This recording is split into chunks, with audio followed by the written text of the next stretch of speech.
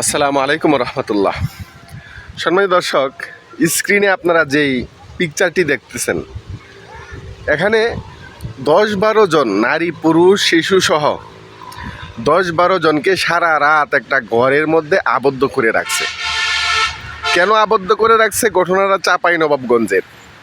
তারা সকলে মিলে কন্যাকে দেখতে গেছিল, বিয়ের পাত্রীকে দেখতে গেছিল।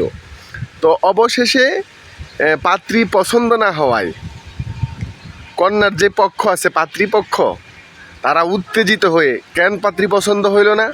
হ্যাঁ, আমরা এত সুন্দর করে রান্না বান্না করছি, পয়সা খরচ করে, হ্যাঁ সকাল থেকে আয়োজন চলতেছে, এখন আইসা পেটটা ফুলাইয়া খাইয়া এখন কইতেছেন পাত্রী পছন্দ হয়েছে না। তো এক পর্যায়ে কথা কাটাকাটি, তাদেরকে অপমান করার কারণে দুই দলই উত্তেজিত।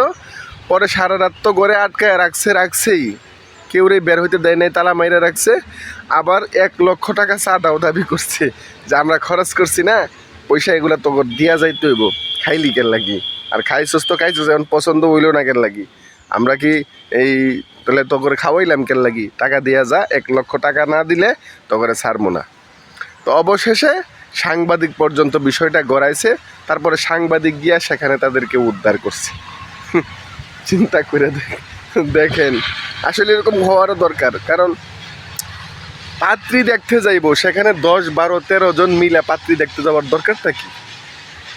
যে বিয়ে করব সে দেখে আসলেই তো হইল না। 10-12 জন একবারে দল দৌড়া গেহাইরা খায়া পেটটারে ফুলাইয়া পরে পছন্দ হয়েছে না।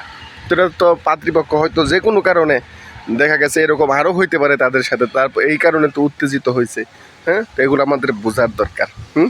আপনার মতামত অবশ্যই কমেন্টে জানাবেন। ভালো থাকবেন সকলে, ধন্যবাদ। আসসালামু আলাইকুম।